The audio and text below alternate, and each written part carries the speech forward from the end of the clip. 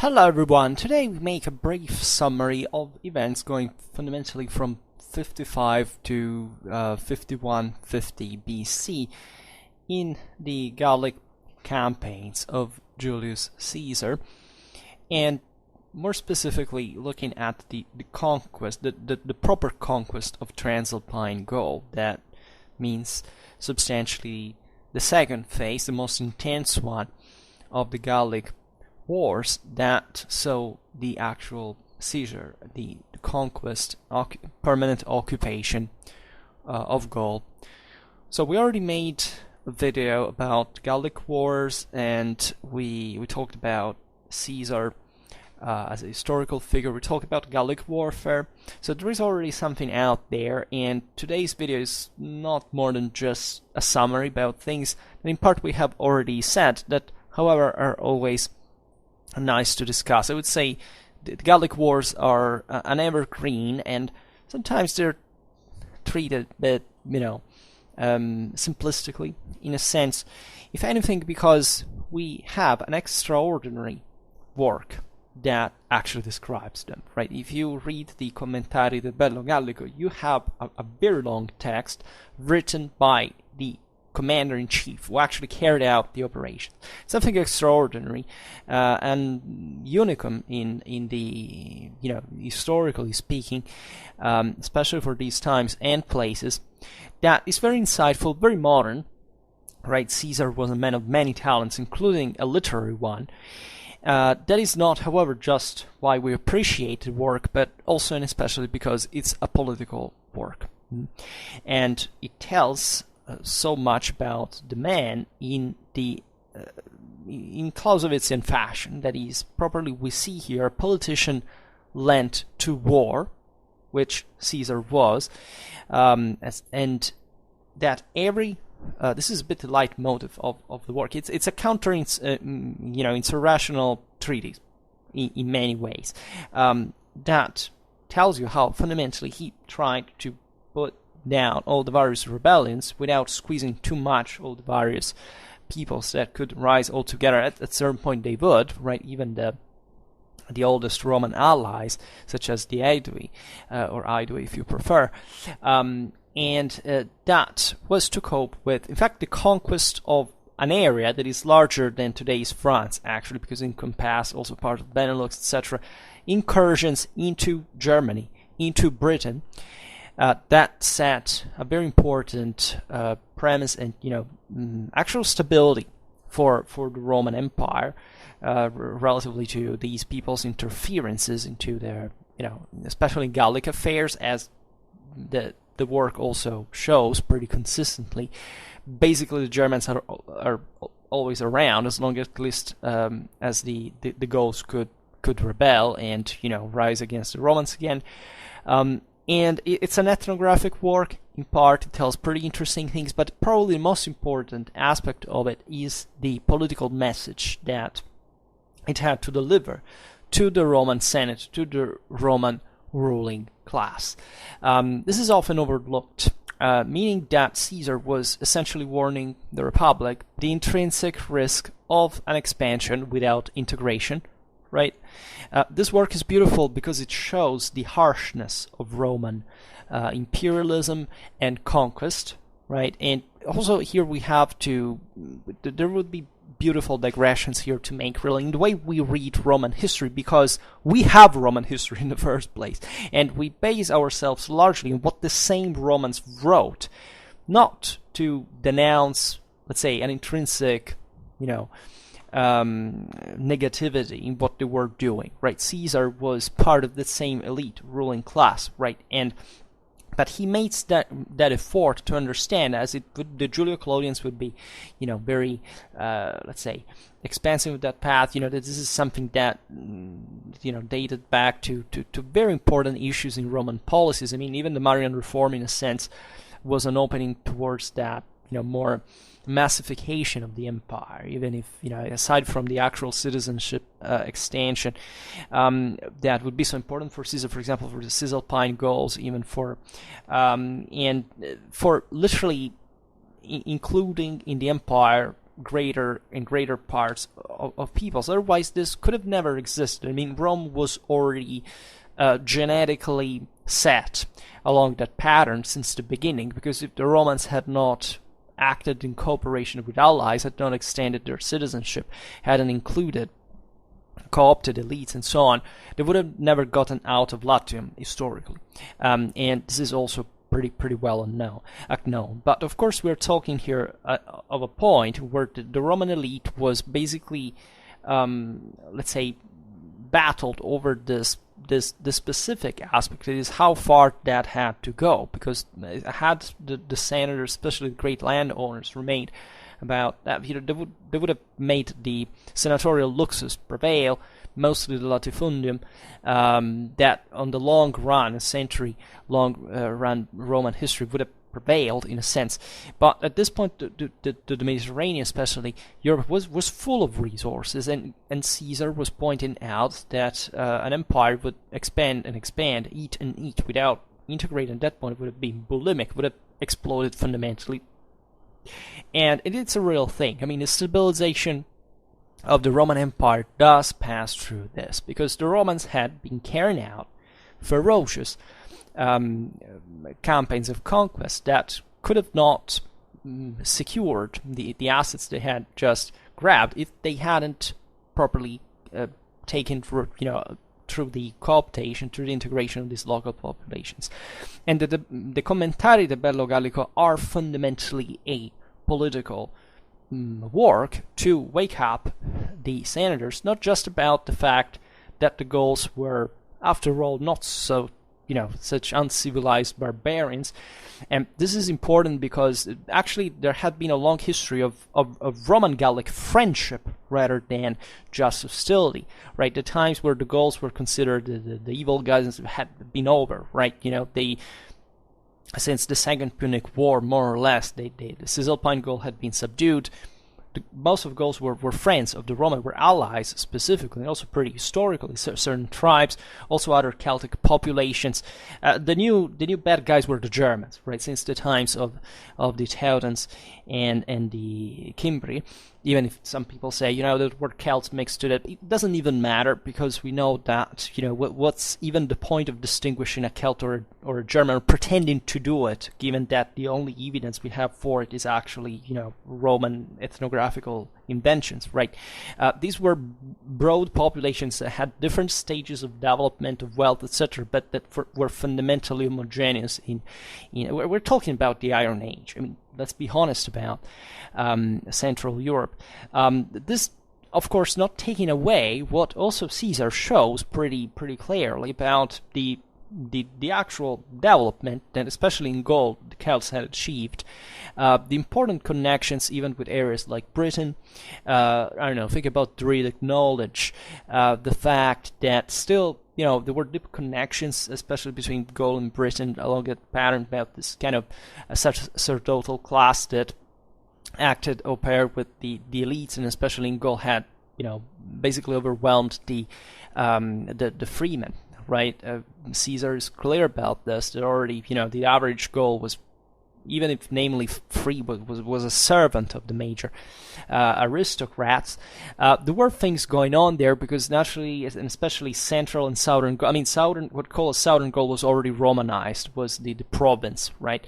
But central Gaul, especially, which is Gaul proper. Because, as you know, if you know how the commentary starts, it's all the subdivision of Gaul, right? There is Aquitaine from one side, the Gaul proper, that is the center, fundamentally, this central part south of the Loire, and then you have the Belgians that occupy this crescent, basically stretching from Brittany, not included, to somewhere like, fundamentally the Helvetii, bordering the Germans. There were something else, right? And that also had expanded in Britain, where there were Celtic populations since centuries and centuries, but that, in fact, were seeing in part these Belgians proper as newcomers.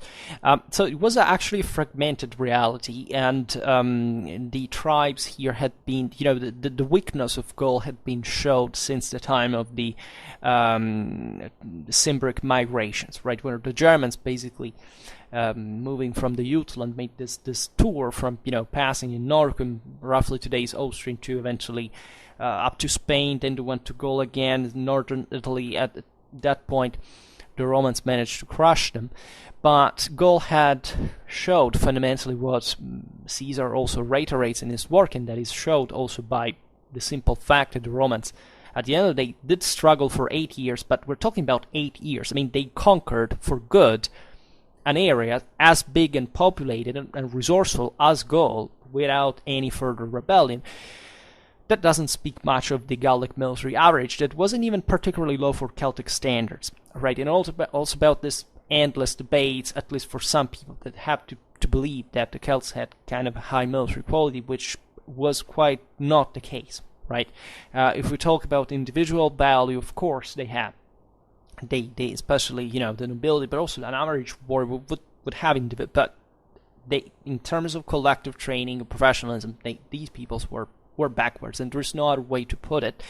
And there are a bit of myths that the Romans still fueled a bit. I remember I had a terrible discussion with a guy on here, about the fact that, I don't know, for example, Gallic cavalry, there's this myth that the Gauls had fundamentally strong cavalry, whereas you see that, the Gauls indeed had large amounts of cavalry that were also very important, not just tactically, but strategically, like an asset. I don't know, for example, at the time of, Vercingetorix's rebellion, they caused problems to the Romans. But why? Because they were actually mounted units in large numbers that the Romans lacked. They had to operate, they had to hire the German cavalry that was also not particularly developed, and that incidentally actually was successful against the Gallic one. But qualitatively speaking, these cavalries were not cohesive. They had actually a poor collective training. There is not a military historical evidence that they actually performed in qualitative terms. It was not shock cavalries of feudal type like some would like to see, even in the progenitors of the eventual medieval. Absolutely not. If the strongest cavalry in Europe had been the Macedonian one back in the day. If we speak in terms of quality, actually Mediterranean cavalry, including the Roman ones, were actually pretty good, right? The Celtic ones were surely, the Gauls were much about that. They made these stunts, individual feats on horseback, but there were just many. And the thing of the Romans at this point is that fundamentally, during the 1st century BC, they fielded a ridiculous number of cavalry for each legion, and they basically relied on allied cavalry, and the reasons for this are political and social, not military. Because if you actually look at Roman military history, contrarily to what was believed, the proper Roman citizen cavalry was actually very good. For anybody who has studied, aside from the clashes between the same Romans and the Gauls back like in the 3rd century BC, at Sentinum Roman cavalry crushed the Gallic one, but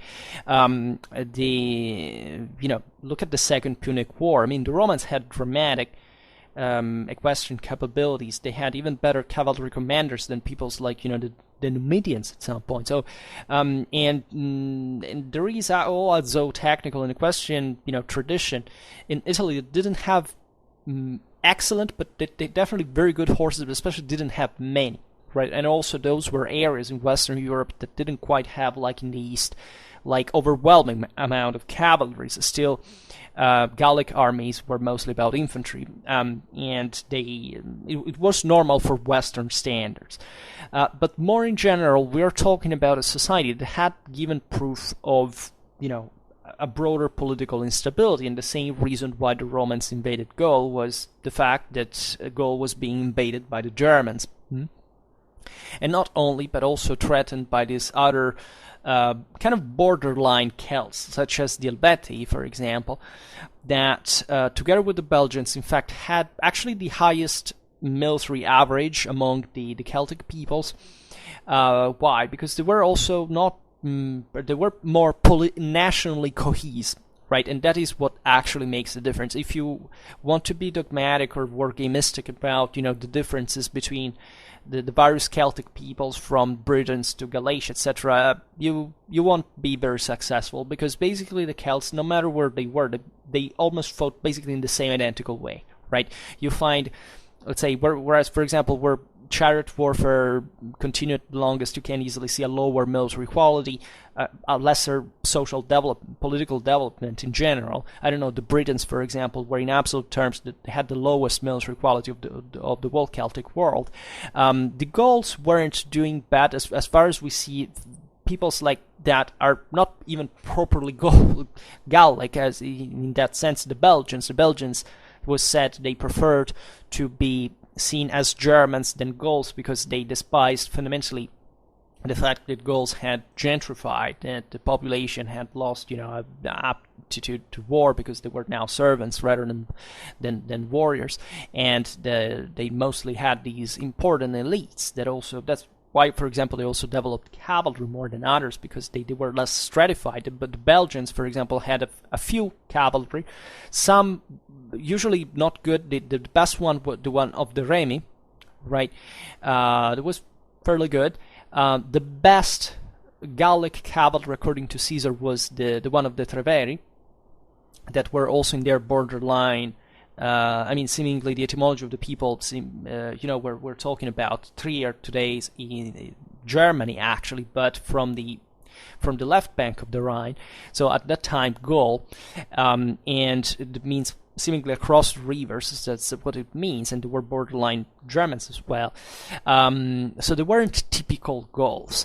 But as we were saying before, I don't know, the Belgians, for example, had the toughest infantry. So if you look at the Battle of Sabis River, that today we don't cover because it has already passed, that gives you a dimension of how dramatically, resourceful these people were in terms of moral and physical resources, something incredible. But once again, politically and socially weren't that much, and therefore, they couldn't cope with the Roman military machine, that at this point was something that was tempered by hundreds of years of continuous military imperialistic practice based on a fully professional base with all technical engineering capacity. The Roman legionnaire at this point is fundamentally an assault engineer, right? They can't fight in any. If you've read the commentary, you know what these guys were capable of doing, basically in any situation, as also Polybius said back in the day. It's a myth that the Roman legionnaire was conceived just to fight in formation. It wasn't all, very extremely flexible type of trooper, but especially there is all the engineering, the technical capability that supersedes even just the logistical possibilities, because the Gallic wars show you the Romans, yes, having their bases in Cisalpine Gaul, in the Provincia, as they call it in southern Gaul, but fundamentally they were out there on their own, building stuff like entire ships in, on the Channel, of course, using also Celtic labor force at that point, but still basically doing everything on their own, having these dramatic technical capabilities that are best exemplified in their siege, their fortifications, in their siege warfare, that saved them more than once. I mean, if you look at battles like the one of Avaricum or Alesia itself, those are sieges that reveal you all the dramatic capacity of that doesn't. Let's say Caesar is very complimentary towards the Gauls. It says at some point this was a people who was very resourceful, very ingenious in his way. They invented systems to destroy those fortifications, to try to pass those walls and so on. But still, there is a massive difference there that is acknowledged by the Roman commander, that says, these guys fundamentally are not that much into siege warfare in a certain way. So these are differences that are explained first and foremost by political and social reasons. Like, if you have no idea of how developed were the Romans by the 1st century BC as a civilization, and how were the Gauls at that point, what are we even talking about? Like, if for you it's just a team against another, this is not history. And the same goes for the broader story. I mean, things like, it's the winners who write history, especially in Roman history, with individuals like Polybius or Flavius Josephus that are literally the defeated, that tell us more, more about Roman warfare, Roman army than the actual Romans did.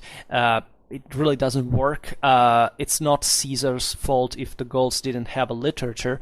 And the same goes for, any other conspiratorial idea, such as, that the Romans wanted to hide such, a developed Celtic civilization that they simply destroyed because they were the barbarians and those were just a pure. No, these were tribal societies, were basically spending their own entire existence at, bullying each other, such as the Romans did, on a greater scale, simply because they were more capable than them, and of course, just as them, involved in regular extermination, enslaving, rape, etc.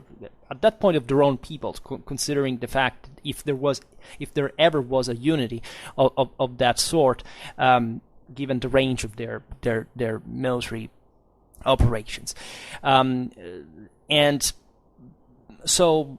But we should listen to Caesar when he tells, indeed, that these populations, especially in Gaul, were opened for Romanization. That these were people that were absolutely aware of their situation, of the fact that the Romans, yes, had come theoretically. The casus belli was to help them first from the Helvetii, and then from the Suebi, and so on, but actually were there to stay, to systematically subdue them, and that at a certain point, even the most loyal Roman allies, the faction, and rose against it with Vercingetorix rebellion. We shouldn't. This point, we could say other things from a military point of view. Some of you will start saying, the Romans copied all Celtic technology. Well, technologically speaking, it's not that you obtain a helmet that is done in a different way, or a shield that is done in a different way, or sword that makes an actual difference in the combat capabilities of these peoples. And the proof being that if these peoples had been so advanced militarily, it would have not been conquered in 8 years. It was literally one of the most clamorous defeats without any appeal of any people at the time like that. Technology basically has nothing to do with that, and the fact that the Romans adopted these, and then also before that, certain types of equipment, leaving aside, there is a lot of confusion what is usually believed to be Gallic in origin, for example, or the fact that having, I don't know, a curved sword, or like a coppice or a spada, it's like, what's best for killing a person is like asking how, whether it's better a white cat or a black cat to catch a mice. It's a purely technologistic, modernistic delusion about what warfare is actually about, and especially in this time in history where the technological potential was very low, and differences especially were pretty flat. What is way more interesting, as I was saying before, is the consciousness of these peoples, and their intrinsic rebellious logic in front, essentially, of a Rome that wouldn't give them any other option but to fight. This is what Caesar, that was the guy who was actually fighting in and exterminating these guys, was trying to tell to the Senate, in terms of, look, that we have to give an option to these peoples. We have to really integrate, we have to give them something.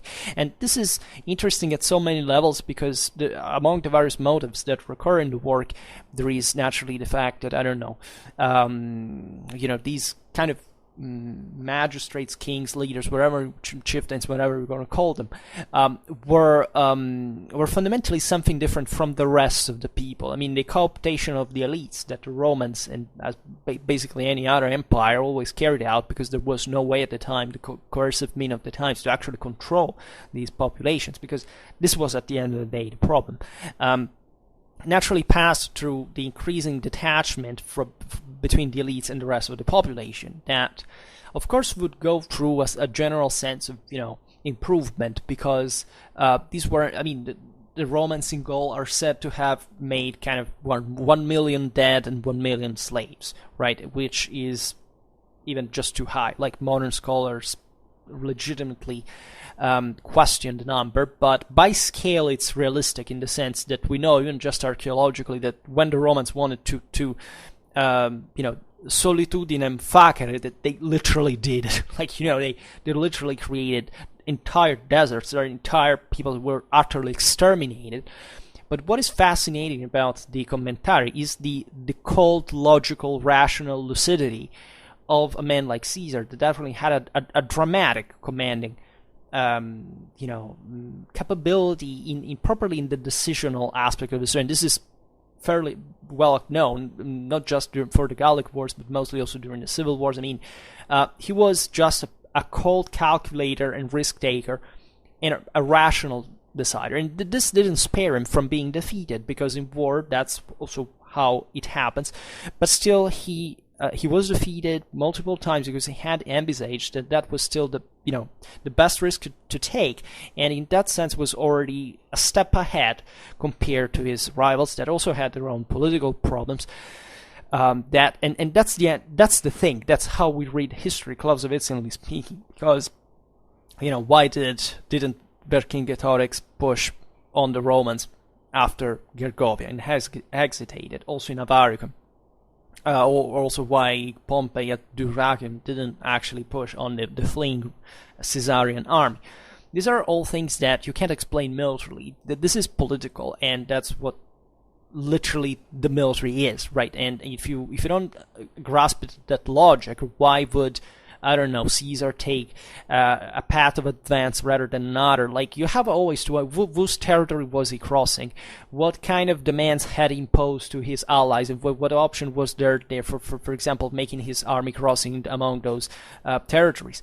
This was a bloody affair, right? When we talk about all those dead people, we're talking literally about also people that starved to death, right? Not literally killed by the sword. That really happened in mass, but the fact that entire cities here went freaking destroyed. Some of them for scorched earth strategies, such as like the one operated by Vercingetorix, but others literally, just because of the sake, we need to take this entire tribe out because we don't need it here. Doesn't matter whether it's friendly or enemy. This is what we don't understand sometimes of the Romans, that they weren't, let's say, they didn't give a damn about anything that wasn't rational, right? And this was pretty much the same morals existing at the time. But even today, especially when we talk about strategically wise, the Romans had no other interest but to make things work, right? So, I don't know, at the end of the Battle of Alesia, Caesar let free basically all the Arverni and Aedui prisoners, even though they had rebelled against them. The Aedui had also basically betrayed the Romans as former friends.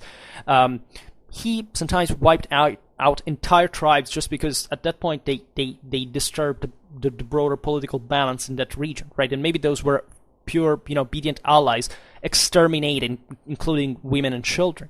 And you would say, that's so bad. Well, it's actually basically what any single power did at the time in many ways. In that sense, the weakness of the Gauls is showed by the fact they didn't have a common leader, right? And even Vercingetorix, if you read the last books of the work, with all these passages, you see was always vexated by the the rest of the Gallic tribes that basically didn't want to entrust him too much power, that wouldn't make a mass levy even at the last moment. They were always quarreling against each other, and hence no political unity, no cohesion, hence military weakness, right? The Romans had a full unit of command, dramatic, well-framed cadres, professional troops, all, in fact, a civilization behind it that made the difference in there. So the figure of Caesar is also debated sometimes. These are very popular topics out here. Everybody has an opinion about Caesar, about Hannibal, about all great commanders in history.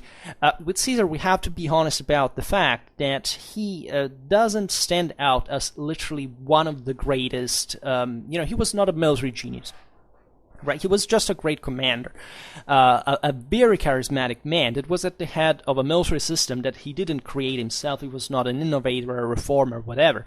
That just basically functioned alone in a way, largely, as a well-oiled machine of, as we were saying, centuries of experience, and that basically gave proof of it as the military instrument that Caesar conceived it as such, right? When I don't know, there are certain key moments in here, like when I don't know, there was the last general rebellion of Vercingetorix in Gaul, and Caesar had, things were deteriorating in Italy because, Claudius been assassinated, Pompey had taken over. The situation would have basically gone to a clash between the two. Every single move he made there, so it's not just saying, okay, let's go from Cisalpine Gaul into Gaul and let's crush Vercingetorix and who cares? No. There was also the problem of saying, whatever move I make in Gaul, that is going to have a weight in Italy. And literally about the fact that if I get crushed and I don't have enough legions, whatever, and I don't negotiate properly the new recruitment, I'm done for in Rome. I mean, the conquest of Gaul is literally subordinated just to taking power in Rome for Caesar, and that's why you understand it. He's a politician led to war. He's not properly the political and military figure per se. Now, he's a truly politician. It doesn't matter that he distinguished himself in combat when he was younger. That of course the Roman nobility had this military career and so on. Here we're talking about something different that must be understood mainly from a political point of view. And the whole strategic dimension here is subordinated to that as well. In fact, today we skip the beginnings. Let's say after Ariovistus, in 55 BC, right after the conquest of of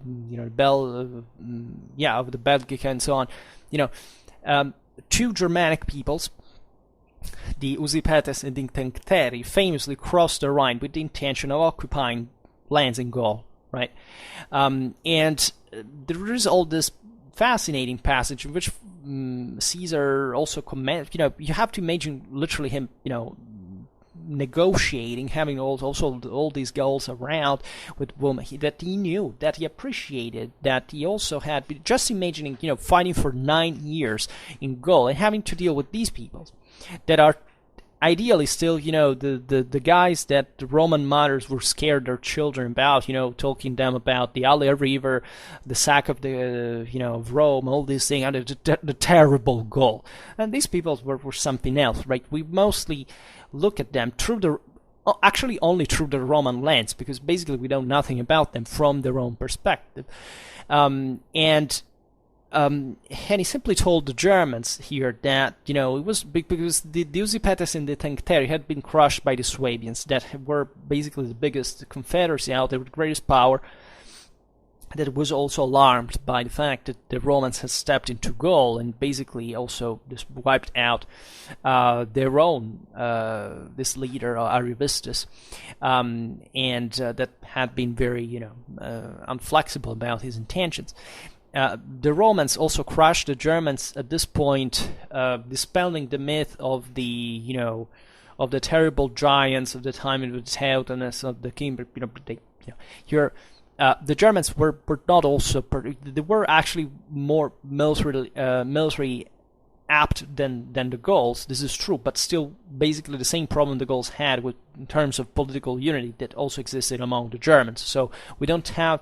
Well, once again, if you believe that these were super peoples that had some dramatic capability over all the others, you're basically buying just the Roman ethnographical invention of the noble barbarian and of the good savage that they made eventually these people. But these were pretty anonymous, Central European tribes that, had just greater or lesser, political cohesion, and that's pretty much it, right? Eventually, it's weird also how certain peoples got forgotten from history, but for evident reasons, certain ones lived on, so they acquired a heavier, a mythological dimension in our historiographical understanding, right? What if, I don't know, the Germans had ended up like the Gauls, assimilated by the Romans? So today we wouldn't probably have the myth of the German as such, right? And it's something that lives on irrationally, subjectively, and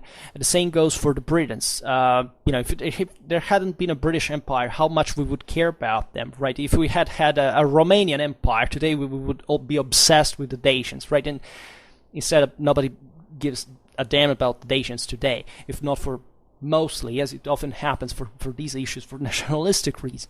But we have to make a huge effort to read through the sources, hopefully in the original language, with a kind of a historical literary background about this context, and seeing things for what they concretely were. The Usipetes and the Tencteri were migrating in Gaul because had been defeated by the Suebi, and they asked Caesar whether they could occupy these lands in Gaul, and he answered very easily that the fact that they hadn't been able to defend their own land was not a good reason for occupying someone else's, right? And that is what eventually led to the clash. Caesar assaulted them according to the opinion of contemporary authors, which is in part confirmed by his own commentary as well, with Betrayal, basically where the negotiations were on, even though the story there goes in a bit in a different way. That also the Germans had problems literally controlling the bands that they even had. So they had this cavalry skirmishes, clashes, and but the general feeling there of hostility here, it was always the same thing. Even being an ally, this is not the case, but in general was just, there was always fear of double crossing. And the commentary are basically about the Bello Gallic are about this, right? At the end of the story, the go here is the passage is the book 4 from 7 to 15, the paragraphs, if I'm not wrong. Caesar exterminates the Germans without sparing even women and children. Which is something that also by moral standards, as we were saying before, the Romans really didn't give a damn. Everything was politically instrumentalized. But when the news arrived in Rome, Cato proposed to hand over the proconsuls to the survivors of the massacre. But as he also had foreseen, of course the request fell on deaf ears, and the victory was solemnly celebrated. The Roman mob was totally, the Roman crowd was totally nuts for Caesar, because this was such a great, the Gauls here. Let's remember, in fact, let's stress this aspect. These were the Gauls. I mean, the mythological enemies of Rome since the beginning, right?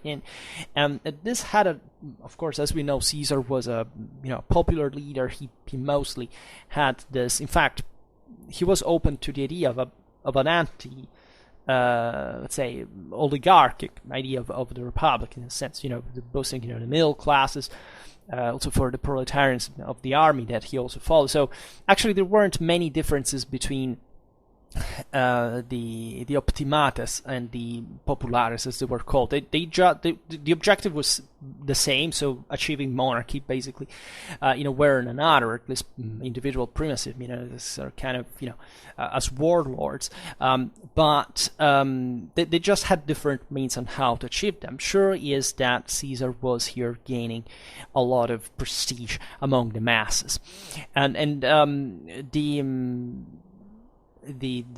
this is the moment in which Caesar wanted to give a demonstration of force to discourage the Germans from further attempts to cross into Gaul, right? And this is one of the most important aspects of and misunderstood, even aspects, at least for who doesn't is not acquainted to this, even elementarily, I would say, of Caesar's strategy in Gaul. That is, these incursions in Germany and in Britain eventually have nothing to do with any project of conquest. They were aimed specifically at keeping the Germans and the Britons out of Gaul, right? And for evident reasons, because these were interfering pretty heavily with Gallic affairs and supporting resistance against the Romans. The Germans had this kind of more aggressive, more, kind of individual interest, because they didn't give a damn about the Gauls per se, right? The Britons were more were the same goals in a sense. They were the same peoples and had greater ties. Not just because of the Celtic background, but literally because they feared eventually Roman expansion in the same Britain, as would happen. So these were deterrence actions. Caesar gives this display. He says, they could have crossed the Rhine on ship, but that was not worth of the Roman honor, but prestige, right? So he threw this masterpiece of ancient military engineering, famously, allegedly in 10 days. This massive wooden bridge on the Rhine that is basically north of today's Koblenz. If you ever visited there, it's beautiful. He made this masterpiece of engineering in ways that he explains in detail. So basically countering the current of the river by the various forces, making it compressing the structure so that it would basically compact it on itself and not to be crushed by the same current, also creating certain obstacles so that the barbarians couldn't send ships or other attempt to destroy the bridge by sending stuff against it from upstream. This was, as we were saying, in fact, literally an example of military engineering that the Germans had never seen. Because of course it was something astonishing for them. The speed in which it was built was, and it was aimed, even this is important, to launch essentially a raid in the territory of the Sugambri that fundamentally had provided shelter to the especially fleeing German cavalry that had crossed into Gaul. So it was just a demonstration, right? He launched his raid, destroyed villages and so on, but then came back Gaul and destroyed the bridge, right? All this was to showing off these peoples that if the Romans wanted, they could simply cross, enter their land, exterminating some of them, and coming back just the way they had arrived. And this, from a psychological point of view, is devastating. And this was all calculated, right? Because at this point, the Germans thought twice before trying anything else. There was no other major invasion where other troops were sent to support the various Gallic rebels, but fundamentally not an invasion like in this previous, like literally a migration at some point. We would have to make a big digression on the Germans as well, but maybe this is not the place. In 55 and 54 BC, Caesar led 2 expeditions into Britain because the insular Celts had sent help to the Belgians during the war against the Romans. So you can hear beautiful passages if you read the stories that this terrible weather in the Channel that destroyed always part of the Roman fleet was a very risky thing. Nevertheless, in terms of combat capabilities, the Britons proved also vulnerable. Right, Caesar is actually impressed about chariot warfare, the fact that they could combine the speed with infantry capability, because at the end of the day, cavalry were vulnerable to infantry, so basically, how chariot warfare was actually among the Celts. They dismounted into the midst of the enemy and jumped over the chariots again, what were done, and therefore having this essentially mounted infantry, as mostly that was. So in these 2 expeditions, in the latter, he managed to expand up to the Thamesis, so the Thames, and he obliged numerous tribes to make it easy to make an act of submission. This was also deterrent action. Basically, Caesar imposed a tribute on the Britons that they would have to pay regularly to Rome. He backed certain British Roman allies there that had also intervened in Gaul in favor of the Romans, and so on. And this is basically the beginning of a political relation that would remain more or less stable until the same Roman conquest. Both Augustus, Caligula, and eventually Claudius, in fact, thought of the invasion of Britain, because the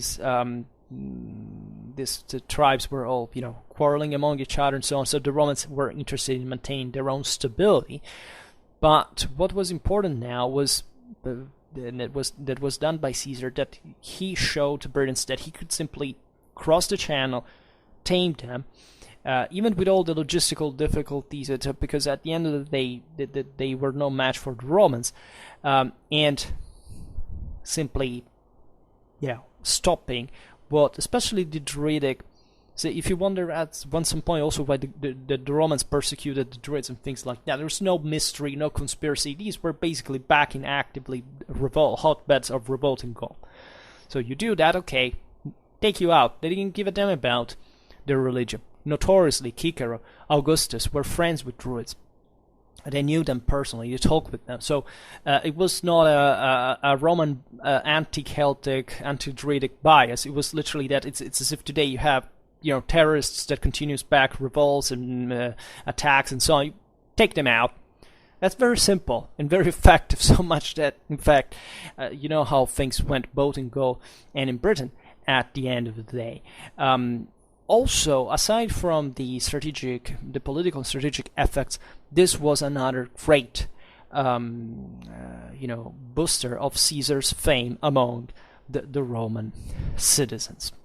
So at this point, there is all the episode of Ambiorix, the rebellion of the Belgians, again the extermination of certain Roman troops in the ambushes and so on. This all was because, as we were saying before, the Belgians were a bit more warlike. The Gallic civitates, as the Romans called them, so the civitas is literally at this point a political community based on a sense of belonging, ideally of citizenship. That the Gauls didn't quite have this, but that's how the Romans called them in Latin, these tribes. And some of them were free. There were some peoples that the Romans hadn't even had the time to tame yet, that hadn't even asked ever for peace or anything. Some, at this point, most of them were allies. The Romans had basically appointed their own the local chieftains of their own preference, supported this lineage rather than another. This also caused certain contrasts. This is particularly evident in the case of the Aedui, for which that were notoriously Roman allies, and Caesar was very, very careful about. But the general discontent here was rising for many reasons. Because evidently the Romans had invaded this land. The Gauls had a loose understanding of their unity. I mean, they remember, at least, this is all according to Caesar, that remembers the fact that, yes, I mean, Gaul has this large Atlantic plain between the think about the Loire, the Seine, there is north of the Massif Central, kind of an idea of Gaul, but it's a geographical one. It's an area that fundamentally was perceiving itself as such because nobody had ever invaded it. The Germans had done it, as we've seen since the times of the Cimbrian migrations. The Romans now were doing so. These were foreigners coming their own land and starting to dictating law. How? Because Caesar had imposed them to host Roman troops in their territories to supply them, right? So they felt ever more oppressed because there was no much other choice. Like the first thing Caesar does, this is recurrent in the commentary. It always goes the same way. The Romans arrive. These guys say, "Okay, we're friends." Okay, Caesar says, "Okay, give me some hostages." He takes the hostages, brings them with him, and it goes like that. And these guys have to pay for all the supplying, etc. and so on. There was a political thermometer that Caesar was extremely careful about because he literally risked.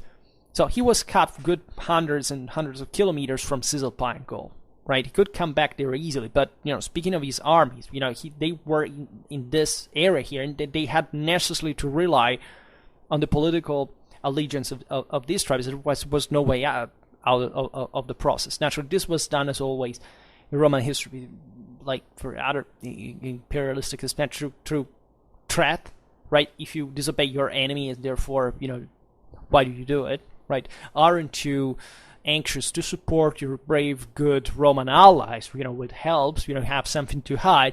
Well, that's what Rome did all the time. These were fundamentally extortions. So the Gauls began to realize that the Romans were naturally to stay, and this was already evident since the time of, since the German threat was over, but were you remaining there? Therefore, fundamentally, Caesar wanted. For Caesar, Dacia or Gaul was the same. He had opted for the Illyricum at the beginning, but he wasn't given that, so he chose Gaul instead. And history might have gone in a completely different way. But the Gauls began to realize altogether that naturally the Romans were vulnerable because of their dependence on themselves, on the Gauls themselves. That especially France is pretty big. It's not that difficult to control because this is a pattern that Celtic Gaul had as much as Roman Gaul, and even modern France still has. I mean, there are basically a few centers. Important. Well, okay, since the Middle Ages, basically the monarchy and eventually Paris in modern times swallowed everything. So basically, the true major French cities today are Paris, Lyon, and Marseille. The other are, consistently smaller. But at this point, there was no center. So you have all these oppida scattered throughout Gaul. At the center of very fertile areas, because France is dramatically rich in agricultural resources, particularly temperated climate, its own fat soil, and all this stuff. And still, I think in Europe, the major producer of agricultural resources, at least historically. And in these cities are very well connected by a road network. The Celts began to develop something like that. Even here, nothing like the Romans had, but still something that the Romans, of course, would use. Because guess what? People are not stupid. Just like Alexander would, capitalize upon the Achaemenid royal network, road network. Everybody does it. And there is a kind of a coherence in that. So once you basically occupy this oppida, you control basically this whole extensive amount of areas. So, however, the area is so big, and still the communications are still the one of the 1st century BC, that of course the Roman legions, there are not so many, have to control a huge area. It is very populated because Gaul is very populated, and therefore it's quite of a problem. If all these Gauls rise together, this is what they begin to understand. If they coordinate their force, something that we're not used to do, because evidently they weren't used. There was no unity of that kind. But in this case of a common threat, of a bigger one, they start thinking that if they rise all together, the Romans cannot unite, and they're going to be in trouble.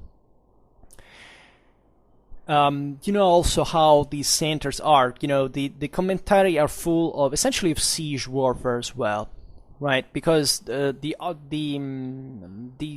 Gallic oppida were basically the closest the Celts ever arrived to urbanization.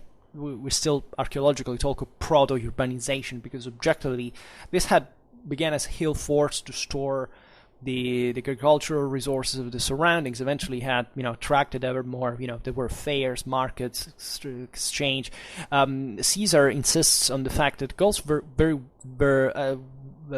very interested about what was happening in all the various areas. They had very, very fast means of communication, even through acoustic or visual signaling. They could talk at even hundreds of kilometers in a day, literally. This was done actually in the ancient world. It's nothing strange. You can easily communicate something through fires, through visual. In one day can cross hundreds and hundreds of kilometers, renowningly, by the way. And naturally, they also had a broader interest. I mean, these areas were, have been opened commercially to the Mediterranean. There were these broader Celtic networks across, Central Europe, from all these various areas and beyond. They were quite active under that point of view. So it was also difficult at some point to besiege this place. I mean, the sieges of Avaricum especially the one of Gergovia, of Valencia, are, pretty impressive fits on that cat. There was nothing like that in Germany, for example. This is also another thing we should understand. As people say, Tacitus, the senatorial historiography, made it so dramatic about Germany. It was so underdeveloped. Yes, it was so underdeveloped. Okay, it wasn't like primitive with clubs, or better, we should say. Technically, at the time, it still were. These are still prehistoric people. Literally, I mean, we study anthropologically speaking. There's at the time of Augustus, still the Germans are fundamentally literally. I mean, by our different prehistoric peoples with even literally clubs, where also the Romans used clubs to train. By the way, there's nothing to say that. But, I mean, Germany environmentally was something much worse than Gaul, right? The situation probably wasn't so dramatic as, yes, senatorial historiography wanted to push out further provinces to Romanize, would say, but at the same time, these were areas that were not as rich as Gaul, renowningly, and that the Romans were mostly interested in, yes, also for trade reasons, but mostly because these peoples were a bit troublesome. I mean, the problem was not occupying the land and just exploiting the local resources. The problem was controlling the people. This is something that we often overlook, even just historically speaking. I mean, the fact that here it's not about exterminating 1 million Gauls, namely, it's about ruling over all the others that produce wealth, right? And so yes, you can have certain local resources that help boosting this process. In Germany, there were serious problems under that point, even in just maintaining a settlement, a city, right, or building roads. If the Romans had to actually Romanize Germany, they would have had to make an enormous infrastructural effort, because it was largely covered in forests and swamps. But it is true, of course, they had their own wealth. The point that in Gaul it's fairly easier, as we've seen, to literally control it, right? Because the Gauls are more sedentary. The Germans, also Caesar says, they kind of move or settle because they're not fond of a real sedentary life. Still, for a German warrior, it's kind of an insult to work the land. Actually, they did at the end of the day, because they were also Germany had its own transformation, but still, it was a much more warlike, more savage, and also poorer area that was naturally more difficult to control. Even though the Romans conquered it even there quite easily, right? If it hadn't been for the Teutoburg forest, we would be talking about probably maybe, I don't know in the long run, but still, that Germany is also an example of how easily could be conquered, right? Drusus and Tiberius conquered it, and the Romans ruled it for like 20 years. So the differences are important, but also we don't have to be so categorical about them. So in 54 and 53 BC, the Gauls began to rise individually. There were partial and uncoordinated movements. Some were supposed to be, but the problem naturally was that there was a chunk of the Gauls that naturally had interest to remain under the Romans. Those elites especially that said, okay, we can't be Roman, we can still stay within this, elevate ourselves from the rest of the people, extending our control. They were fine with that. So this was mostly the problem. The heaviest stuff happened with the Belgians. Caesar stayed for these years mostly in the northeast to tame these rebellions. There was also German interference in all this, and it's like, as you know, basically a success after the other, after the initial ambushes and exterminations of Roman legionnaires and citizens and so on.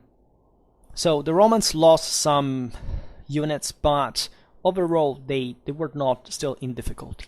The big problem occurred, famously enough, in 52, when the whole Gaul, including the Aedui, that were, as we've seen, the best Roman friends in Gaul, rose, right? And it found, let's say, a national, in the Latin sense proper of the word, leader in a young Barbarian nobleman that is called properly in Gaul Vercingetorix Rex. That obviously has nothing to do with the name, that we don't know how it was called. These were surnames. Vercingetos Rex simply means ver means great, Cingetos soldiers, and Rex king. Right, so the chief and whatever, because the Rex is also, and this tells you, by the way, Latin and Gallic are basically, Gallic, the Gallic declension is basically the second Latin one. I mean, these peoples were dramatically similar. The myth that these were, intrinsically, radically different populated, they almost spoke the same languages. I mean, this myth of even the physical differences is mostly invented by the Romans because they had to stress how, intrinsically superior they were to the others, because they were also something different that stemmed from, even from conditions of inferiority. The Romans were the ones that stressed, for example, more the fact that they were shorter, that they had, they didn't bring long blonde hair like the Gauls, because they had to prove the fact that there is that famous example in the same commentary, when the Gauls start laughing at the Romans from the top of the Oppidum's walls with this blonde hair, making this stuff. Then they see the Romans slowly building siege towers and things like that, and they begin to be silent. They are obliged to hand over all their weapons to the Romans without even fighting. And that's a bit the myth that we interiorize about this. I mean, the Celt is, the red-haired, absolutely, no difference. A normal Gallic, I presume it wouldn't look much different from a modern French. Like, as objectively we notice that especially France and Italy were so overpopulated historically that over the millennia they didn't actually undergo much of an ethnic change. The fact that they did is mostly an invention of 19th century racist ideologies that couldn't accept the fact, that darker peoples could be, the ones of civilization, right? They had to invent that, for example, the Italians had been fundamentally darkened during the Middle Ages by the Saracens, even if, demographically speaking, there is no match, even just by scale, a quantitative point of view. There was not even a settlement there because, they were too dark to be, in the racist perspective, the guys that at the time had the greatest civilization. Many people still believe this today, but if you look at anthropometric data, you realize that, between Italics or Celts, leaving aside the fact that many Roman legionnaires were also kind of Celto-Italic at this point, look at Cisalpine Gaul, even Southern Gaul, what Caesar recruited there, his legionnaires from, there wasn't such a difference. But we still live in the wake of that idea, because the 19th century, in a way, was the best century philosophically wide. The 20th century was plain rubbish under any point of view, but also it produced its own rubbish. The seeds of especially the 20th century rubbish booming, such as racism and all this bullshit. And history before was conceived in a completely different way. But all this from the etymology of Vercingetos Rex, means great leader of the soldier. In fact, there is another character in the commentary that is called Cingetos Rex, right? Rex is like Rex in Latin, for example. And that is something very different from the idea of king that we have today. So much that even, Ariovistus was appointed as Rex of the Swabians, even if it was one of the leaders of the Swabians. You know that in Latin there is no article, so in translation it can barely give that moment of uncertainty on how to translate the thing. Caesar's Latin, by the way, is beautiful to translate. If you ever have it, it's linear, it's limpid, because this thing had to be read by the people as well, right? It was for the senators, but it still was also for this gentry, this for the knights, for the veterans, for people that wanted to participate to the broader idea of Romanity from a political point of view, right? So this is a very, very important propagandistic work. And I will simply call him Vercingetorix now, because for the sake of simplicity, he's also a very important figure in the story. Some think that he kind of represents a bit the hero of the situation. Surely he's an heroic, tragic, romantic figure that Caesar outlines as such. It's evidently stereotyped as a character, But he's the example of the true nobleman responsible for his own actions and manages to see, to envisage the unity of the Gauls to rise against the Romans, and has to counter the Gallic noblemen that quarrel against each other. But it's not such a, simply just heroic, candid figure, right? He has some ways also to trick the noblemen into believing the Romans at certain point. The Romans were, there is an ambiguity in what he does, right? Both at the Varicum, he's accused of having withdrawn his cavalry to attack the Romans. There was also, I think, there because he would approach the swamps. It was not good for equestrian combat. There is, however, from the same debate that Caesar transcribes about these. I mean, he probably also invents, but this thing is realistic. It's plausible given the situation that this Gallic nobleman would always be suspicious about whoever would obtain too much power, right? And about the fact that, of course, there was no such unity among the Gauls, yes, but also that this leader was not entirely limpid.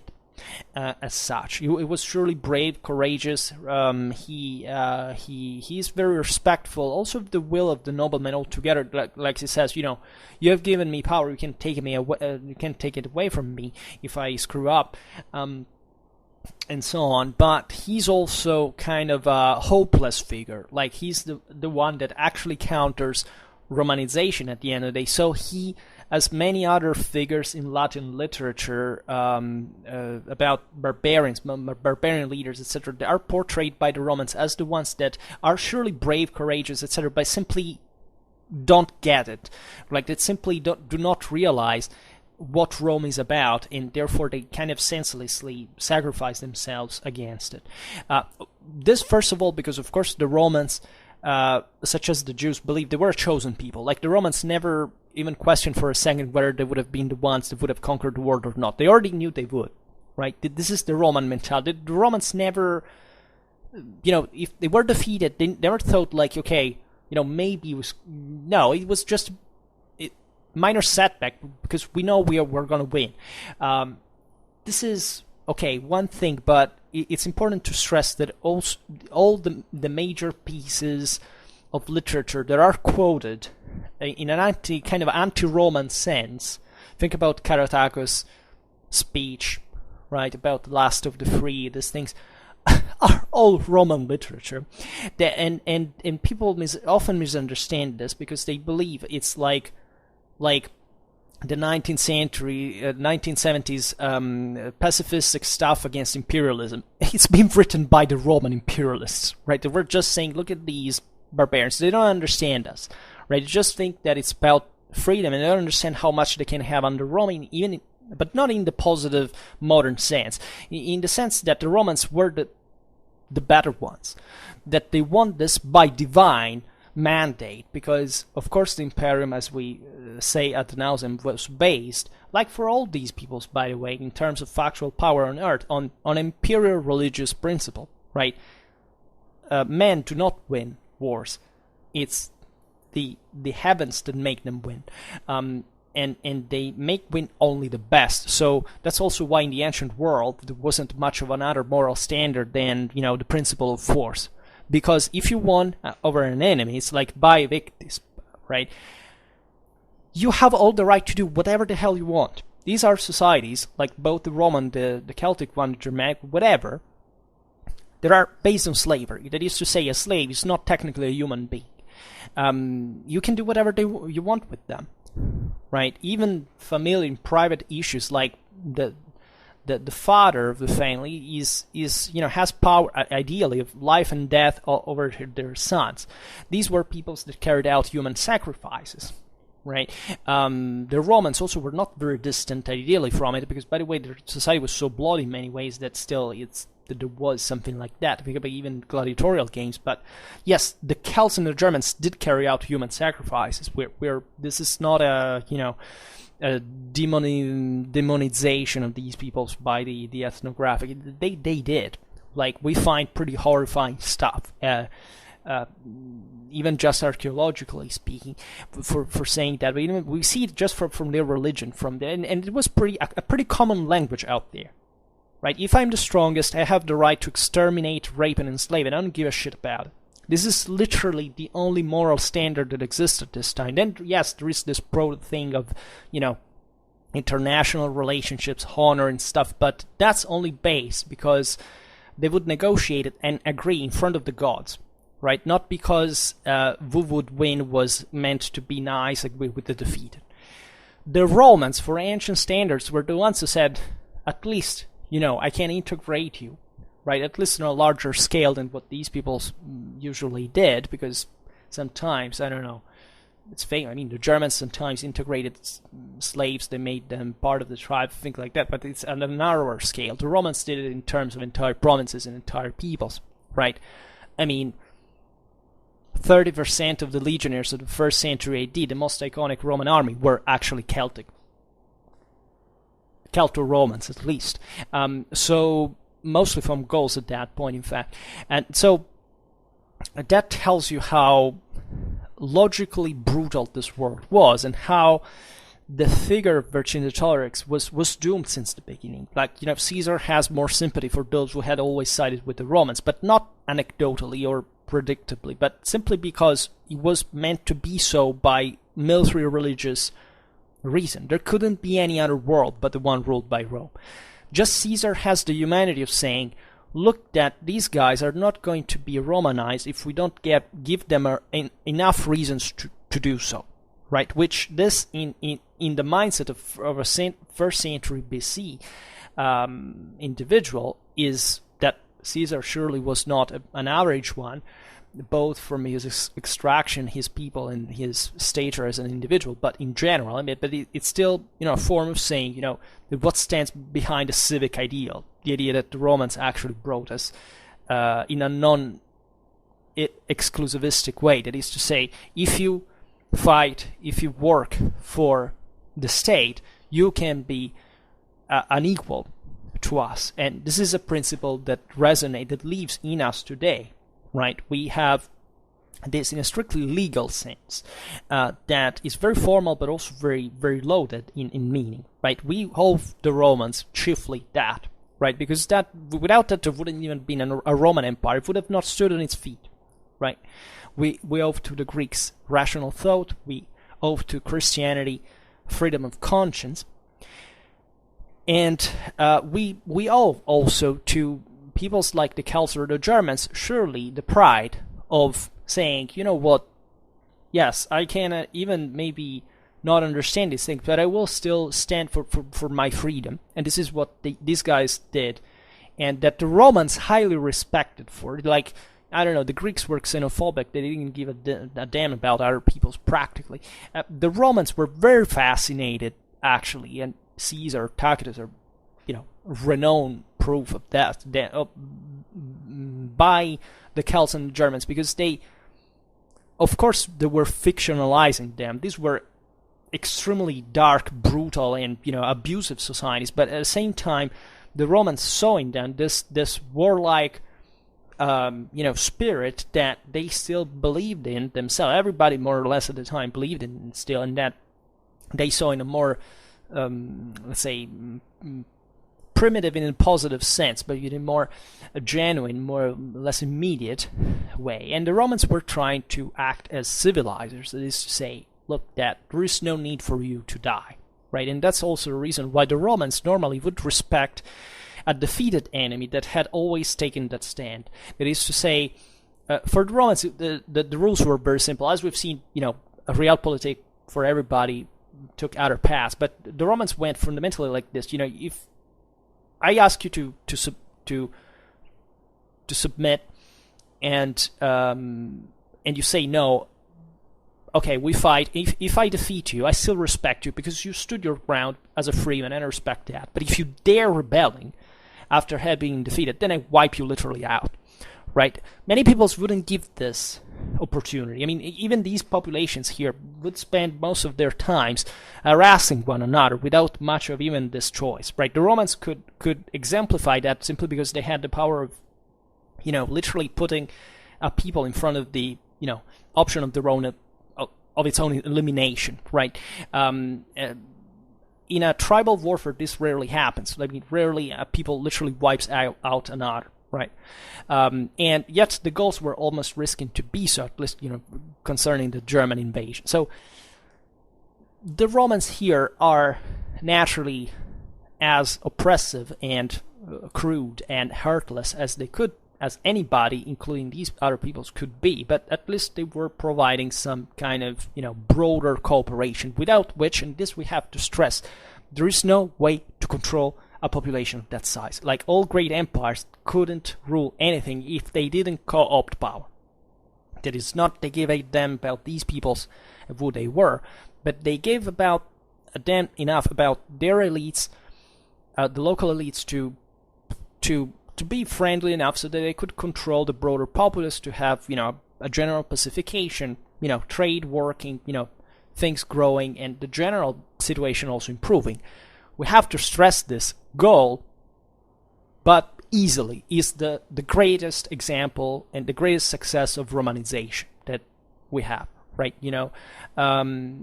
Not even Spain was like that. Not even the East remained Greek in some essence. It was different. Gaul is, and this is especially even in late Roman times, etc., also for later developments, is the best success of Romanization. But from a deeply cultural point of view, Gaul produced, Roman Gaul produced some of the greatest cultural achievements in late antiquity. Was a true center, a true power, it had a culture on its own that lived into modern France, also through the Franks, through the Gallo-Roman Germanic blend. We studied these things in the early medieval history videos. This is due to the Celts, surely, previously, because as we've seen, these were kind of more advanced people for the average of the Central Europe, slightly, but also we owe it to Romanization, and that is the creation of a state, right? Not of a lordship, of a seigneury, of a feudal power like in the East. No, this is a freaking state with citizens, right? This is technically a republic, even during the Empire, right? So it's something that other peoples missed in this measure. The fact that the sons of these warriors had been exterminated by the Caesarian legionnaires could enlist as auxiliaries to serve a lifetime in the Roman army. Most of them would do it. The commentary are full of Gauls fighting for the Romans there by the foe, without ever having taken arms against them. They could win their own citizenship for their sons to be full Roman citizens. And this is something that, if you allow me, in the history, in the path for civilization, this is something that you don't really find elsewhere.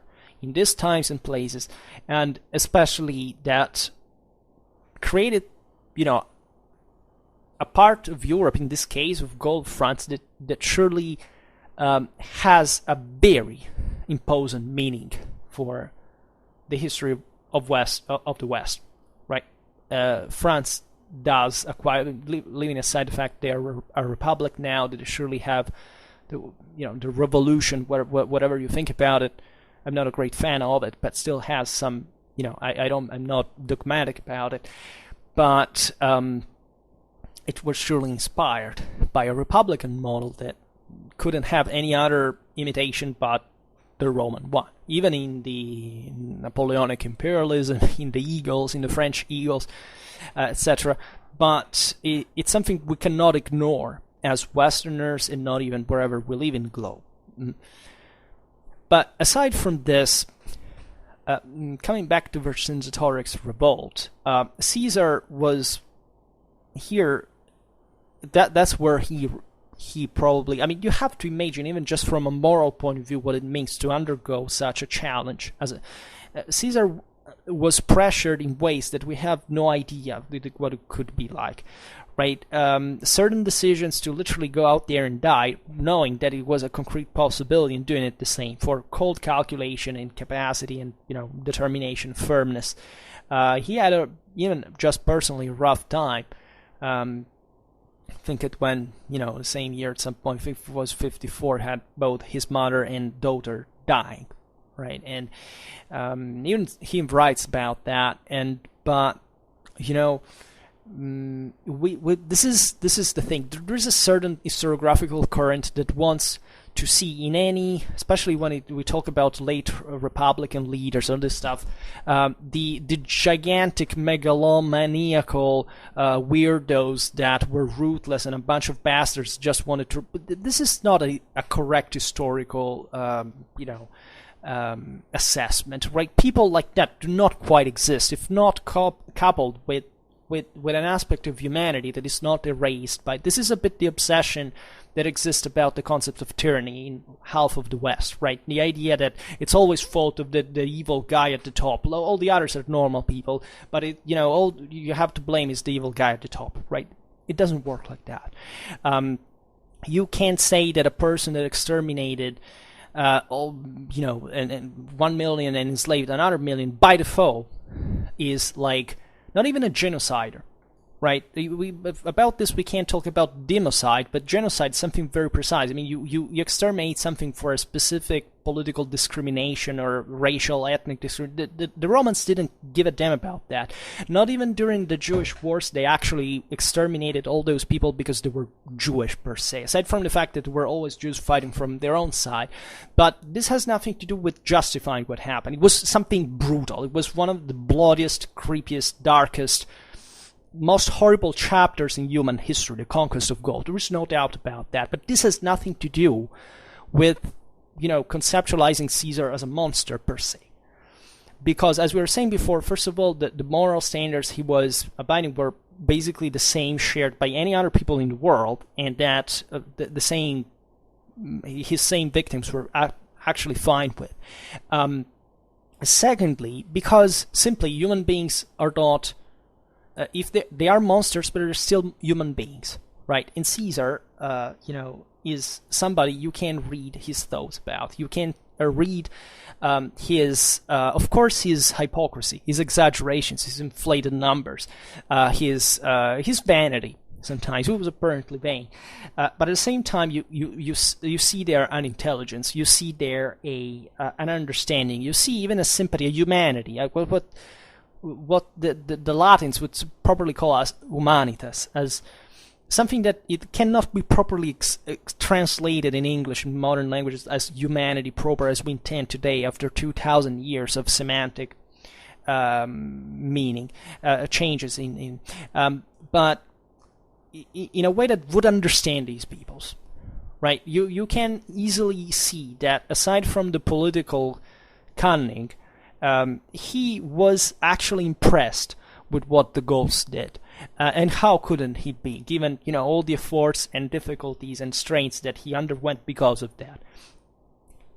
The guy surely estimated them, and there is no doubt of sort, right? Just as for the Germans that saved, the Roman army for more than once thanks to their cavalry, there is a lot there that Caesar is fascinated by, even with the Druids, even with Britain, even with the ways these peoples would cope with the Roman threat, with the idea of freedom, and with their weaknesses, right? Caesar shows us the weaknesses of these peoples as well, but he doesn't.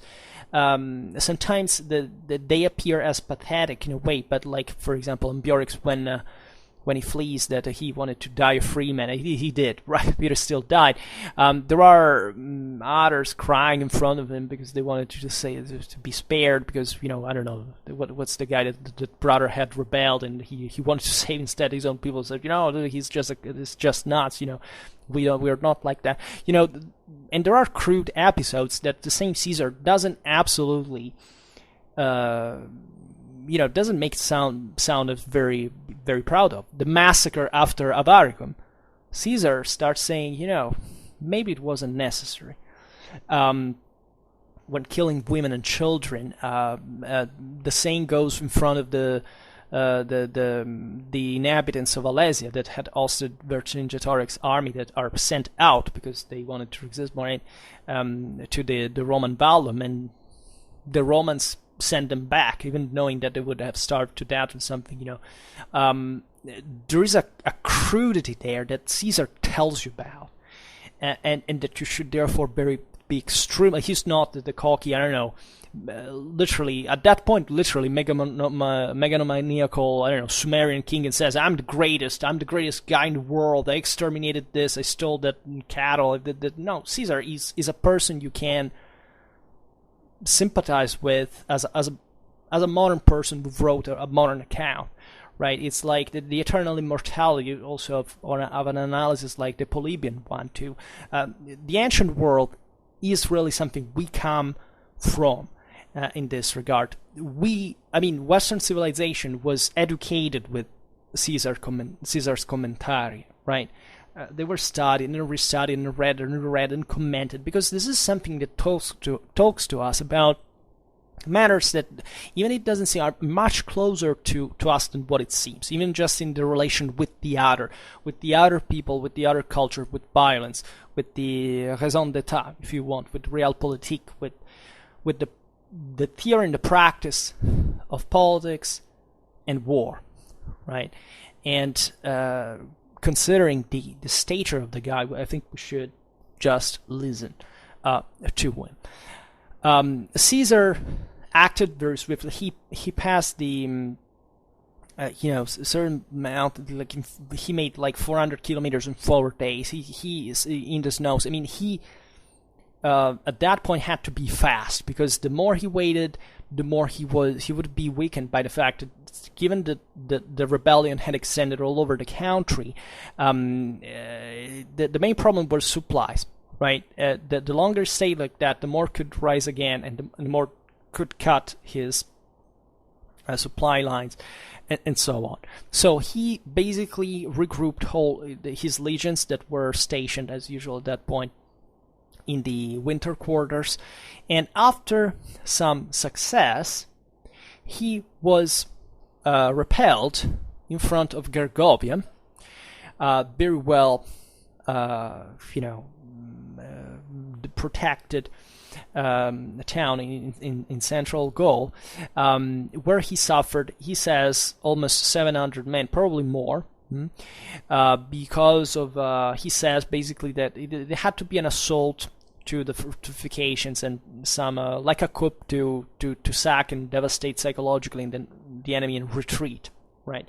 But apparently either the legionnaires didn't listen to the order withdrawing, or they actually went on because they were anxious of looting and stuff like that.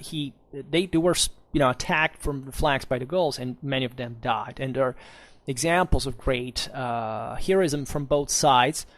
This happened after the siege of Avaricum, when you find astonishing resilience among these people. They were extremely proud. The Roman legionnaires here, they looked up to Caesar as as their father in a sense. Like these Roman warlords were all their success would have been the legionaries' success. You see these Gauls would attack the fortifications, being transpassed by Scorpius' fire, and then another one would come and would be the same, just for tearing down those damned Roman fortifications. I mean, there was a mutual respect there. There was an idea. It doesn't matter how hard the privations, how that campaign really meant everything to them. And Gergovia is the defeat. Gergovia is the moment in which Caesar risked literally to be wiped out. The story goes that Caesar manages to make his men retreat, and he reproaches them. He says, I'm impressed by your courage, but deeply disappointed by your indiscipline. You should have not done that, and all this stuff. According to him, basically, Gallic cavalry launched to the pursuit of the Romans, but was overwhelmed by the horsemen that Caesar had hired in Germany to compensate this traditional numerical lack of Roman citizen cavalry. There is a lot of cavalry warfare in this war, in which both properly Roman citizen cavalry fought Gallic allies, but especially the Germanic cavalry stands out. As we were saying before, the Germans were not much about cavalry. They had it, but they were probably even less apt to be cohesed than the Gallic ones, in a sense. if not, they had this impetus that to which they compensated in a way, that this greater moral force. The Romans give them even the equites horses to them, and they managed to crush the Gauls. So that tells you also that, about the general quality of Gallic cavalry, that was not bad, but was average. Let's say a good enough average cavalry that would work in most situations, but mostly because it was, it was cheap, it could be easily hired, was plenty of that in Gaul, but that could be taken out even by German cavalry that traditionally wasn't that much, as the Germans mostly fought on foot. The Romans retreated. Vercingetorix doesn't push on the Romans. At that point, Caesar literally risked to be wiped out. What happens if thing goes on? Caesar manages to catch once again by surprise the Gauls with a river crossing to defeat them. Vercingetorix retreated to Alesia, where he was besieged by the Romans. So at this point, Caesar was in front of, naturally, it was all for Rome, right? Enormous forces came from every part of Gaul to support Vercingetorix, and the Romans entrenched themselves in this double ring, basically, of fortifications to defend themselves both from the sorties from Alesia and the incoming Gauls from the outer side were overwhelmingly numerous. So Caesar makes in Alesia his engineering masterpiece. Renowningly enough, he manages to strengthen all these various layers of spikes, ditches, that the Gauls would try to pass. They would try to fill the ditches, to eradicate, to cut this trunks, spiky trunks, and so on. Launching assaults against the Roman fortifications, and still the Romans would make it with brilliant sorties, even here with Germanic cavalry, with other, with this broader cohesion and organization, and also supplying capabilities. It's interesting because at some point it says that the Gauls had not sent the full levels of all their tribes, but still these numbers were pretty damn big. So the idea here is, generally speaking, of the uncoordinated mass that crashes against, the Roman qualitative force. And fundamentally, the great relief force is defeated by the Romans. The coalition melts away. Vercingetorix surrenders. Caesar receives his arms while sitting on this chair in front of him, like saying, I am the one who rules here now. And Vercingetorix accepts this in exchange for saving the life of his family, of his people. And famously enough, he was deported in Rome, where he spent many years of prisoning. And in 46, after Caesar's triumph, he was simply dispensed of. He was killed. And the figure of this man is dramatic and tragic. Think about the pride of a Celtic chieftain, of the Barbarian, a nobleman, that had led the revolt for Gaul's freedom, and to die like that, right? Something that he did in order to spare his own people. And this is a very moving figure that makes you always reflect on the fate of the defeated, that nobody actually celebrates, because celebrating a defeat is kind of nonsensical indeed. But understanding a defeat, it's some of the best gifts you can make to yourself. And that's why also we study military history, because they are the ones that suffer the most.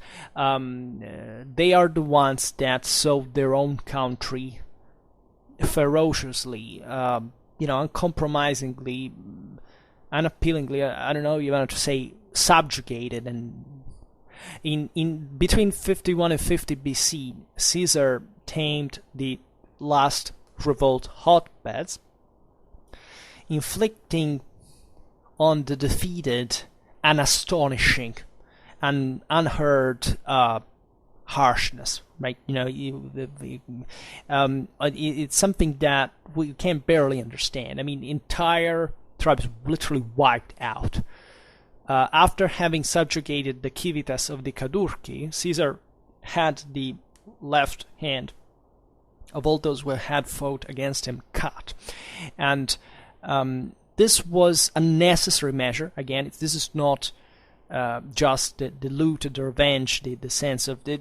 Because operation went on, right? There is the continuation of the commentary. It is not by Caesar, but it tells all these various operations. There were important clashes as well, but the whole goal now was done for.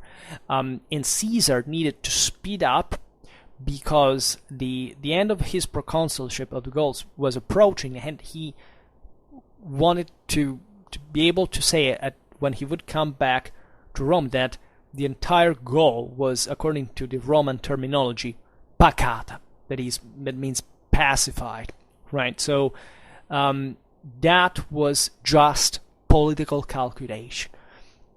It's not hubris, it's not evil, it's something that you would expect from that world, because Gaul needed, given the civil war was to break out, to be pacified, point. And if somebody wanted to happen otherwise,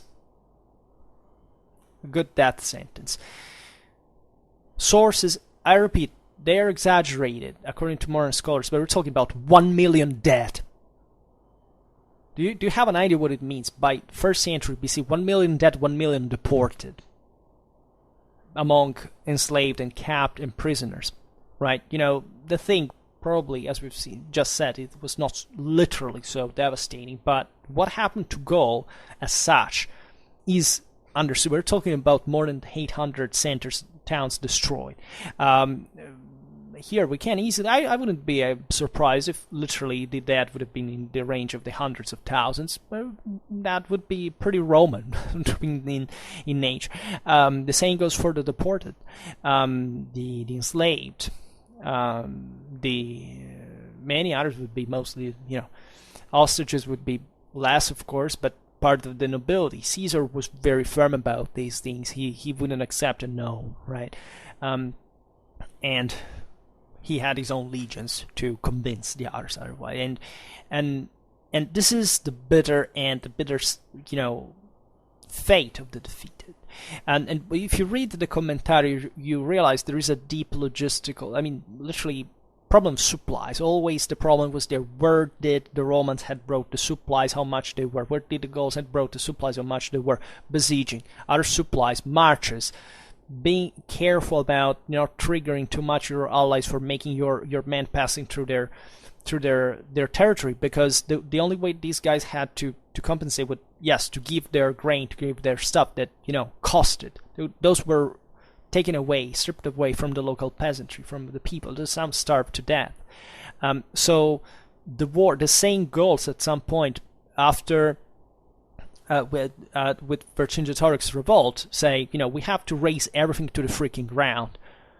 The same Cadurci had their own villages destroyed by the same Gauls. They raised things to the ground. Avaricum, actually Vercingetorix and others wanted to raise it to the ground. The local inhabitants said, no, please, right? That's one of the greatest centers in Gaul. Do not destroy it, and we can withstand the Roman siege. The Roman win there as well. But the Vercingetorix would carry out scorched earth policy pretty clear, with destroying the same Gallic countryside. That's how it went on, and it was the right thing to do. Strategically speaking, it made a lot of sense. The Romans began to run out of supplies. The Gauls had more cavalry. They could. The Romans were hungry, and they needed to spread out to search for food, because locally it was over, so cavalry could easily overwhelm them. And Caesar says explicitly it didn't make a difference at that point between dying and in any other way, because either we didn't eat or we were killed by their cavalry. So there was no other way to do it, and that's why he speeded them up and he closed in. And he accepted the battle at Alesi, because otherwise, before, his strategy had been, going from hotbed to hotbed of rebellion and dealing with that individually. This couldn't be done anymore. He needed to strike at the heart, right, in Barbarian itself. So, all logical, all calculated, all clear, right? And Vercingetorix objectively had seen, he would be the Fabius Maximus of the situation, because he was objectively also refusing the battle, because that would have been risky to do, and the thing was wearing out the Roman army, the Roman legions. The Roman legions were Caesar's Schwerpunkt specifically at that point, just like, I don't know, Charles XII of Sweden's army, during the Poltava campaign, right, against the Russians. It was exactly that. The Romans were superior in combat. These guys had to wear out their resources that were not infinite, right, whereas the Gauls could mobilize a lot of them.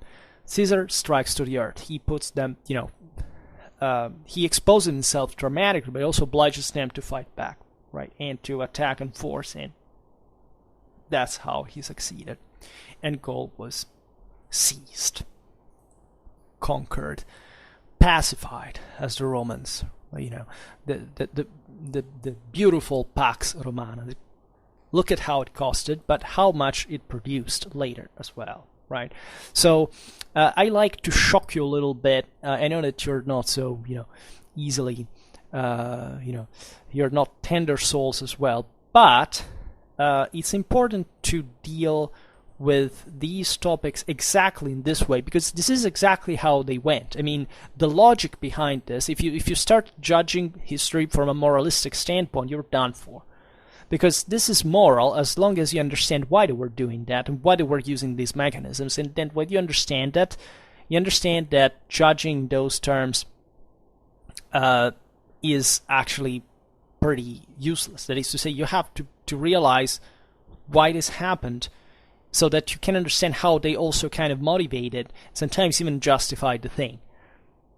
Right? Any war, that's literally the moment where the worst thing happens along that pattern. So, but with an iron logic, then you cannot deny. You don't destroy your own country if you don't have a good reason, like, trying to wear out the invaders that is trying to subjugate it, right? But this happens all the time. So, naturally, we will keep talking about Caesar's Gallic wars, the Commentari de Bello Gallico, and not only. There's really a lot to tell here about a lot of details. There are interesting things. Today I was rereading that. There is an explicit evidence of, for example, Gallic horse archers, right? Which in all my studies I had read this and probably already noticed, but today it struck me saying, where did I ever read this? In any other study there was this stuff as well, right? Even the details are not astonishing about the actual tactics involved. It's all about more political and strategic, and that's what Caesar was, the great mind. That are objectively also the most important dimensions of war in that regard. There are interesting episodes, like, I don't know, the one of Pullo and Vorenus. They made also the HBO Rome story about. That was to wink at centurions that were becoming ever more important NCOs, representatives of military men of career in the army, proletarians, all the popularist policy. But it's so rich, like, it's one of those works that you can read forever. I don't know how many times I read the Bello Gallico. I think like possibly 10, 15 times. Ever since I was little, because it's so insightful. It's so the most beautiful thing is to study this with a map of Gaul at the time, reconstructed on the actual archaeological unit, all this stuff, and literally studying the freaking thing from literally operation after operation. It's long, it takes a lot, because it's a lot of operations, but it opens your mind, it opens your eyes about what this thing really was, right? All right. So as we were saying, we will keep naturally talking about this stuff, and hopefully ever more in detail. I just hope that you enjoyed this video. If you did, please share it. Otherwise, leave a like or subscribe to my channel if you're interested in my upcoming content. And for now, I thank you heartily for listening to me. I wish you a nice time and see you next time. Bye.